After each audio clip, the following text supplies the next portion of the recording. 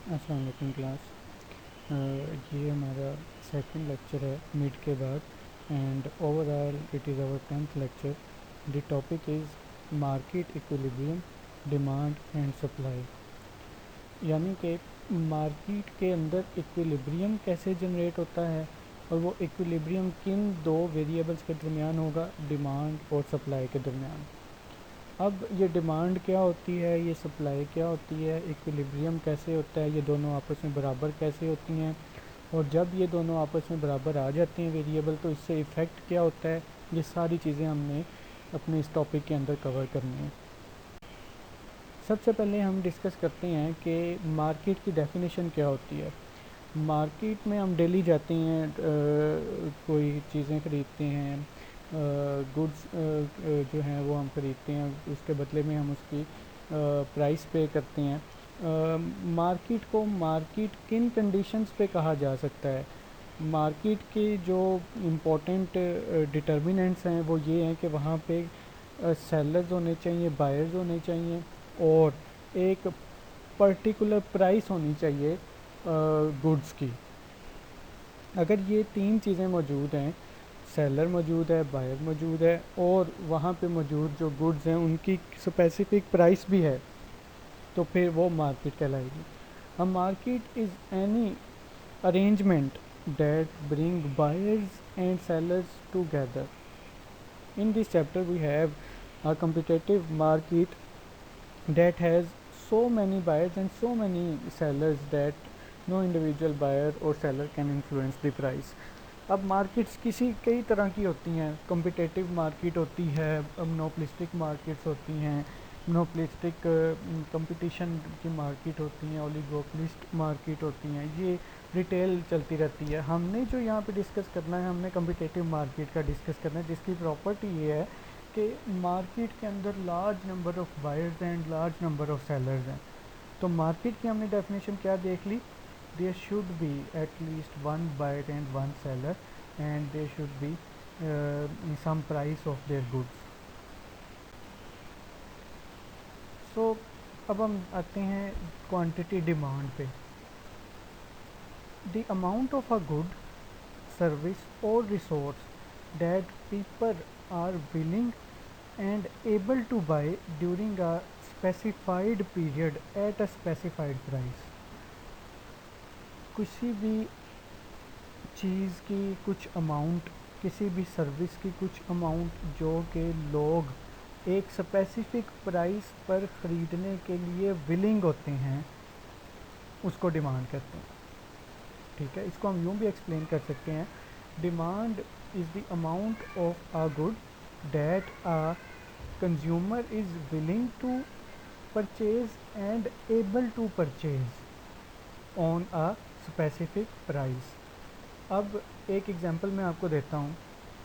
अगर मैं आपसे एक क्वेश्चन पुट करूँ आप पे कि what is the difference between want या need, want, what is the difference between want and demand.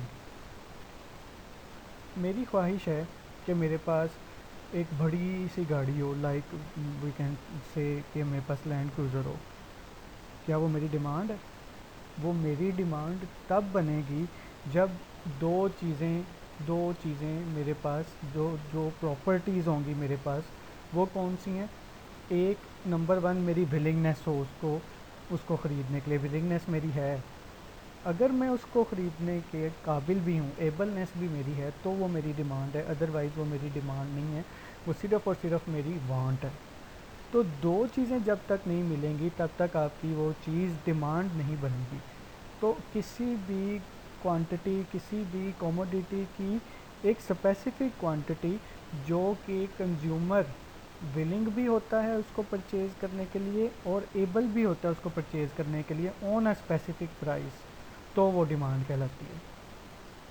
The quantity demanded is an amount per unit of time, for example the amount per day or per month. So law of demand. Taking the other things constant, the price of good rises, the quantity demanded of that good decreases. या इसको हम यूँ भी कह सकते हैं law of demand explains the negative relationship between price of a commodity and quantity demanded of that specific commodity. जैसा कि अगर आप एक एक्स चीज़ ख़रीदने जा रहे हैं मार्केट में, उसकी प्राइस आज लेट्स सपोज 50 रुपीज़ है। इस 50 रुपीज़ पे आपने उसके 2 यूनिट ख़रीद लिए। आप अगले दिन लेने जाते हैं वही चीज़, वो आपको 200 रुपीज़ की मिल रही है, प्राइस बढ़ गई है उसकी। अब जब प्राइस बढ़ गई है तो हम उसके 2 यूनिट ख़रीदेंगे जो हमने एक दिन पहले ख़रीदे थे, 2 यूनिट ख़रीदे थे, या 2 से ज़्यादा ख़रीदेंगे या 2 से कम ख़रीदेंगे। हमारा बिहेवियर ये होगा कि आज इसकी प्राइस बढ़ चुकी है, हम आज इसके कम यूनिट ख़रीदें। तो प्राइस जैसे ही बढ़ती है, if the price of a good rise the quantity demanded of that good decrease, this is the law of demand. उसमें ऊपर एक और छोटी सी लाइन लिखी है, अदर थिंग्स रिमेन सेम। अब वो अदर थिंग्स में कौन कौन सी चीज़ें हैं, वो ये है कि इनकम सेम रहनी चाहिए, ये अजम्पशन है। इनकम चेंज रहनी चाहिए कंज्यूमर की। देखें हमने बात की है कि 50 रुपीज़ की थी ये चीज़, उसने 2 यूनिट ख़रीदे, अगले दिन वो 200 पे चली गई और हम ये कह रहे हैं कि अब वो 2 यूनिट से कम ख़रीदेगा क्योंकि प्राइस बढ़ गई है तो डिमांड कम हो जाएगी। लेकिन अगर उस कंज्यूमर की इनकम ही इतनी ज़्यादा बढ़ जाए कि उसको ये बढ़ी हुई प्राइस का इफ़ेक्ट ही ना हो, तो वो तो और ज़्यादा यूनिट्स ख़रीद सकता है। तो लॉ ऑफ डिमांड फिर होल्ड नहीं करेगा। इनकम नहीं चेंज होनी चाहिए, उस कंज्यूमर का टेस्ट नहीं चेंज होना चाहिए, उसका बिहेवियर नहीं चेंज होना चाहिए। तो ये कुछ चीज़ें हैं, और भी कई डिटर्मिनेंट्स हैं डिमांड के। प्राइस ऑफ सब्सटीट्यूट नहीं चेंज होनी चाहिए, इस पर हम मज़ीद आगे डिस्कशन करेंगे। ये जो ऊपर लाइन लिखी है कि अदर थिंग्स रिमेन सेम, इसमें ये चीज़ें आती हैं कि इनकम नहीं चेंज होगी, टेस्ट नहीं चेंज होगा, फैशन नहीं चेंज होगा, प्राइस ऑफ सब्सटीट्यूट नहीं चेंज होगी। तो इन चीज़ों को सेम रखते हुए अगर किसी चीज़ की प्राइस बढ़ती है तो उस चीज़ की डिमांड कम हो जाएगी, this is the law of demand. और इसको हम उल्ट भी देख सकते हैं कि पहले हमने कहा है कि अगर किसी चीज़ की प्राइस बढ़ती है, हम यूँ भी कह सकते हैं if the price of a good falls, अब कम हुई है तो डिमांड बढ़ जाएगी, the quantity demanded of that good will increase. तो ये भी लॉ ऑफ डिमांड है। कि अब इसको ओवरऑल अगर हम सम करें, the negative relationship between price of x commodity and quantity demanded of x commodity is the law of demand. अब हम डिस्कशन करते हैं demand schedule and demand curve पे, कि डिमांड का कर्व कैसे हम बना सकते हैं। पहले डिमांड पे फिर थोड़ी सी डिस्कशन करते हैं। The relationship between the quantity demanded and the price of good when all other influences on buying plans remain the same. Demand is list of quantities at different prices and is illustrated by the demand curve. ये हम पहले discussion कर चुके हैं, sorry. Demand schedule, demand schedule जो होता है is a list of the quantities demanded at each different price. यानी कि एक दिन अगर प्राइस एक स्पेसिफिक लेवल, लेट से जैसे मैंने आपको एग्जांपल दी कि 50 रुपये थी, तो उस 50 रुपये पे 2 यूनिट ख़रीदे, अगले दिन प्राइस 100 रुपये होगी, उस पर कितने यूनिट ख़रीदेंगे, उससे अगले दिन प्राइस 150 होगी, उस पर कितने यूनिट ख़रीदेंगे। इसका जो रिटर्न शेड्यूल है, ये जो मैंने आपको 3 एग्जांपल दी हैं, ये जो रिटर्न शेड्यूल है इसका, ये आपका डिमांड शेड्यूल कहलाता है। So a list of the quantities demanded at each different price when all the other influences on buying plans remain the same. तो रिटर्न जो शेड्यूल होगा इस सारी प्राइस के चेंज होने का और साथ क्वांटिटी के चेंज होने का, उसको डिमांड शेड्यूल कहेंगे। अब इस डिमांड शेड्यूल से हम डिमांड कर्व बनाएंगे, डिमांड का ख़त बनाएंगे, डिमांड को ड्रा करेंगे।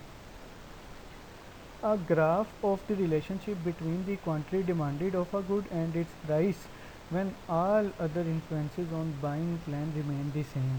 ये जो लिखा हुआ है ना, when all other influences on buying plan remains the same, ये वही वाली बात है कि अदर फैक्टर्स रिमेन सेम। तो अब जो ऊपर हम शेड्यूल बना चुके होंगे, उसी शेड्यूल को, उसी रिलेशनशिप को हमने ग्राफ में बना देना है जो कि डिमांड कर्व होगा। अब ये कैसे बनेगा, ये हम इसकी एग्जांपल अभी देखते हैं। So this is the demand schedule and demand curve. इस स्लाइड के जो लेफ़्ट वाली साइड है वो आपका डिमांड शेड्यूल है, और राइट साइड पे आपका उसी डिमांड शेड्यूल से डिमांड कर्व ड्राइव किया है। प्राइस डॉलर पर बॉटल, बॉटल्स की प्राइस है और बॉटल्स की क्वांटिटी डिमांडेड है। ये आपके पास ए है, ये फर्स्ट प्राइस है, और लेट्स से कि ये पहले दिन की प्राइस है। पहले दिन प्राइस जो थी वो $2 थी। उस $2 पे कोई भी वो बॉटल ख़रीदने के हक़ में नहीं है। उस $2 पे कोई भी क्वांटिटी उस बोतल की नहीं सेल हुई, कोई डिमांड नहीं हुई, सो डिमांड इज़ ज़ीरो। अब $2 से प्राइस कम होकर $1.5 पे आ गई। अब लॉ ऑफ डिमांड क्या कहता है कि जब किसी चीज़ की प्राइस कम होती है तो डिमांड बढ़ जाती है। तो $2 पे डिमांड ज़ीरो थी, अब $1.5 प्राइस कम हुई है तो डिमांड बढ़ के 1 यूनिट पे आ गई। इसी तरीके से थर्ड डे फिर प्राइस कम हुई, $1 पे आ गई, और जो सेकंड डे थी $1.5 पे, उस पर क्वांटिटी डिमांडेड 1 थी, और प्राइस कम होने से अब क्वांटिटी डिमांडेड और इंक्रीज़ होगी, डेट इज़ 2। फोर्थ डे आपकी प्राइस और कम होके $0.5 पे आ गई, और फिर आपकी थर्ड डे $1 प्राइस थी तो वो 2 बॉटल्स पर डे सेल हो रही थी। अब फोर्थ डे पे आपकी प्राइस और कम होगी तो $2 से और 2 बॉटल्स 2 यूनिट से और बढ़ जाएगी, जो कि 3 यूनिट्स पे आ जाएगी। तो जैसे जैसे आप देखें कि जैसे जैसे प्राइस ऑफ बॉटल कम हो रही है, उसी तरीके से डिमांड ऑफ बॉटल इंक्रीज़ हो रही है। This is the demand schedule which explains the negative relationship between price and quantity demanded। अब इस डिमांड शेड्यूल को हम ड्राव कर लेते हैं, ग्राफ बना लेते हैं इसका। ग्राफ के दो पार्ट हैं हमारे पास, एक वर्टिकल एक्सिस है जिसको वाई एक्सिस बोलते हैं, और एक हॉरिजेंटल एक्सिस है जिसको एक्स एक्सिस बोलते हैं। जो हॉरिजेंटल एक्सिस है, एक्स एक्सिस जिसको बोलते हैं, उस पर हम क्वांटिटी डिटरमिन कर लेते हैं। क्वांटिटी डिमांडेड ऑफ बॉटल्स, वो हमारे पास क्या है, क्वांटिटी डिमांडेड का एक यूनिट 0 है, एक यूनिट 1 है, एक यूनिट 2 है और एक यूनिट 3 है। और जो हमारे पास वर्टिकल एक्सिस है वाई एक्सिस, उस पर हम प्राइस डिटरमिन कर लेते हैं, और प्राइसेस हमारे पास क्या हैं, 0.5, 1, 1.5, 2। तो जो इन दोनों एक्सिस का जो ज्वाइंटिंग पॉइंट होता है, उस पे दोनों एक्सिस, दोनों वेरिएबल की वैल्यू ज़ीरो होती है, ज़ीरो। अब ज़ीरो से अगर आप राइट साइड पे चले जाएं तो वहाँ पे क्वांटिटी की वैल्यूज़ प्लेस होती जाएंगी। अगर आप ज़ीरो से वर्टिकल अप साइड पे चले जाएं तो वहाँ पे क्वांटिटी डिमांडेड आपकी प्राइस की वहाँ पे आपकी वैल्यूज़ प्लेस होती जाएंगी। तो हम ग्राफ में अपनी वैल्यूज़ प्लेस करते हैं। ज़ीरो के बाद आपने जो यूनिट सेट कर लेना है कि आपके पास 1 का गैप इनफ होगा, 1 का गैप आपके पास इनफ होगा। हर पॉइंट के बाद 1 यूनिट का आप गैप देते जाएं। तो 1, 2, 3, 4 ये आपके पास क्वांटिटी आ जाएगी, और वर्टिकल एक्सिस पे आपने 0.5 का गैप दिया हुआ इन्होंने। आप 1 का भी गैप दे देंगे तो कोई मसला नहीं है। पहला यूनिट 0.5, अगला यूनिट 1, उससे अगला यूनिट 1.5, उससे अगला यूनिट 2। आपने क्या करना है कि ये जो आपने इंटरवल्स जो मेजर करने हैं दो पॉइंट्स के दरमियान, ये दोनों एक्सिस पे सेम होने चाहिए। तो इसको हम ड्रा करते हैं। जो ए आपके पास कम्बिनेशन था, ए कम्बिनेशन की डेफिनेशन क्या है? ए कम्बिनेशन की डेफिनेशन ये है कि price of bottle is $2 and on this $2 quantity demanded of bottle is zero. तो प्राइस कहाँ पे मेजर हो रही है? वर्टिकल एक्सिस पे। प्राइस $2, और $2 प्राइस पे आपके पास एक्स एक्सिस पे क्वांटिटी पे कौन सी वैल्यू आ रही है? ज़ीरो। तो ज़ीरो और 2 के अगर आप पॉइंट को मिलाएं, इन दोनों पॉइंट को कंबाइन करें तो ए पॉइंट ग्राफ के अंदर जो डॉट है, ब्लैक डॉट ए, ये वाला बनता है।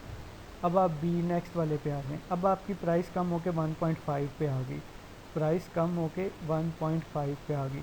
अब इस 1.5 को हॉरिजेंटली आप कितना आगे लेके जा सकते हैं? इस 1.5 को आप क्वांटिटी डिमांडेड से कैसे रिलेट कर सकते हैं? इस 1.5 पे आपके पास क्वांटिटी डिमांडेड है 1, तो आप इसको हॉरिजेंटली 1 तक लेके जा सकते हैं। तो 1.5 और 1 का जो पॉइंट आपस में मिल रहा है वो ग्राफ के अंदर बी ब्लैक पॉइंट आ रहा है। एक पॉइंट आपके पास ए आ गया, एक पॉइंट आपका बी आ गया, फिर प्राइस और कम हुई है, और कम होकर $1 पे आ गई है। अब इस $1 को आप क्वांटिटी के साथ कितना आगे लेके जा सकते हैं? 2 यूनिट से आगे नहीं वो जा सकती। $1 पे 2 यूनिट, तो इसको आप 2 यूनिट के सामने ला के एक पॉइंट बना लें। ये पॉइंट $1 एंड 2 यूनिट क्वांटिटी के जो दोनों को मिलाएगा वो सी पॉइंट है, तो एक पॉइंट आपके पास सी आ गया। इसी तरीके से प्राइस फिर कम हुई $0.5 और इस $0.5 को हॉरिजेंटली आप 3 तक लेके जा सकते हैं, तो डी पॉइंट इन दोनों का ज्वाइंटिंग पॉइंट होगा। तो A point, B point, C point, D point, इन सारे पॉइंट्स के आप एक स्केल लेके इनको मिला दें आपस में, तो ये डिमांड कर्व बन जाएगा।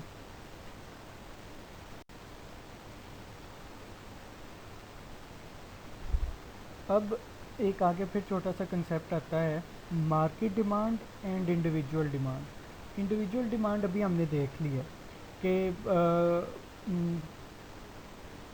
इंडिविजुअली जो डिमांड्स किसी भी चीज़ की मैयर होती हैं वो सारी इंडिविजुअल डिमांड हम डिस्कस कर चुके हैं कि हर मार्केट के अंदर इंडिविजुअली जो डिमांड्स किसी भी एक गुड की मैयर हो रही हैं डिफरेंट प्राइसेस पे, वो इंडिविजुअल डिमांड है। मार्केट डिमांड क्या है? Market demand is sum of the demands of all buyers in a market. इसको हम ऐसे भी कह सकते हैं कि एक मार्केट के अंदर एक बायर है ए, उसने इतनी डिमांड की डिफरेंट प्राइसेस पे। एक बायर है बी, उसने डिफरेंट प्राइसेस पे इतनी इतनी डिमांड की। एक बायर है सी, उसने डिफरेंट प्राइसेस पे इतनी इतनी डिमांड की। तो ये जो ए पर्सन की डिमांड है, बी पर्सन की डिमांड है, सी पर्सन की डिमांड है, ये इंडिविजुअल्स डिमांड कहलाएंगी। लेकिन अगर हम ये देखना चाहें कि इस मार्केट के अंदर टोटल डिमांड कितनी हुई है, तो ए की डिमांड को, बी की डिमांड को, सी की डिमांड को अगर हम वर्टिकली सम कर दें, हॉरिजॉन्टल सम कर दें, तो आपके पास इसकी मार्केट डिमांड जनरेट हो जाएगी। हॉरिजॉन्टल सम कर दें तो the market demand curve is the horizontal sum of the demand curve of all buyers in the market. अब हम देखते हैं कि ये हॉरिजॉन्टल सम कैसे होगा। ये शुरू में आपको शेड्यूल दिया गया है जिसमें आपके पास 2 पर्सन्स, अज्यूम्ड पर्सन्स आपको दिए गए हैं, टाइना एंड टिम। एक पर्सन टाइना है और एक पर्सन टिम है। जब और शुरू में आपके पास प्राइस दी हुई है, यानी कि डिफरेंट प्राइसेस पे 2 होती है, 1.5 होती है, 1 होती है, 0.5 होती है। इस पे डिफरेंट कंज्यूमर कैसे बिहेव करते हैं ये उन्होंने दिखाया है। जब प्राइस 2 थी, ना टाइना ने कोई चीज़ खरीदी ना टिम ने कोई चीज़ खरीदी। ज़ीरो डिमांड टाइना की तरफ से और ज़ीरो डिमांड टिम की तरफ से। तो $2 पे मार्केट में कितनी डिमांड बनी? 2 ही बायर थे। For the sake of simplicity हम इसको सिंपल कर रहे हैं, बहुत ही सिंपल।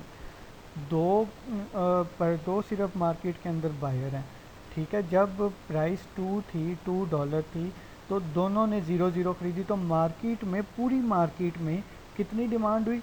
इन दोनों को हॉरिजॉन्टली सम कर दे, 0 + 0 = 0। ओके, जब प्राइस कम हो गई, 1.5 पे आ गई, तो डिमांड जो है वो बढ़ गई टाइना की, वो 1 पे आ गई। लेकिन 1.5 पे भी टिम कोई चीज़ नहीं ख़रीदना चाहता। $1.5 पे भी वो बॉटल नहीं ख़रीदना चाहता। तो 1.5 पे जब प्राइस आई, तो एक बायर ने 1 यूनिट ख़रीदा और दूसरे बायर ने कोई यूनिट नहीं ख़रीदा। तो पूरी मार्केट में कितनी डिमांड हुई बॉटल्स की? 1। जब प्राइस और कम हुई, $1 पे आ गई, तो डिमांड ऑफ द टाइना increased more, that is 2, and demand of the team also increases at 1। तो जब $1 हुई प्राइस उसकी, तो टाइना ने 2 बॉटल्स खरीदी एंड टिम ने 1 बॉटल खरीदी। तो मार्केट में टोटल कितनी डिमांड हुई? 2 + 1 = 3। इसी तरह 0.5 पे और डिमांड बढ़ा दी टाइना ने और टिंग ने भी और बढ़ा दी, इन दोनों को सम किया तो वो मार्केट की प्राइस बन गई। अब इससे पहले हम इंडिविजुअल कर्व्स बना लेते हैं उसी तरीके से। इंडिविजुअल कर्व्स बना लेते हैं जैसे हमने पहले इंडिविजुअल कर्व्स बनाए हैं। प्राइस को पहले टाइना के लिए बना लें, क्वांटिटी वैसे ही आप रखें हॉरिजेंटल एक्सिस पे और वर्टिकल एक्सिस पे आप प्राइस लें। तो टाइना और प्राइस के दरमियान जो रिलेशनशिप है उसको आपने ए कर्व बना लिया डिमांड का इंडिविजुअल, जिसको ए नीचे सबसे नीचे ए टाइनाज डिमांड लिखा हुआ है। उसके बाद आप प्राइस और टिम के लिए बना लें रिलेशनशिप प्राइस और टिम का, तो आपके पास टिम्स डिमांड बन जाएगी। वो कैसे बनाना है, वो वैसे ही बनाना है जैसे मैंने पहले आपको सिखाया है, उसी तरीके से बनेगा।